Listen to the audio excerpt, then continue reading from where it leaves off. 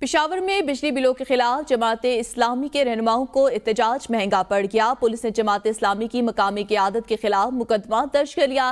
F I R کے متن میں کہا گیا کہ گزشتہ روز ہڑتال میں کھلی دکانوں کو زبردستی بند کرایا گیا۔ ایف آئی آر میں بہر اللہ خان، ایڈوکیٹ خالد گل محمد، حاجی طاہر زرین خان، مبارک شاہ سمیت دیگر کے نام شامل ہے۔ اسی حوالے سے بات کرتے ہیں محمد فیاض سے۔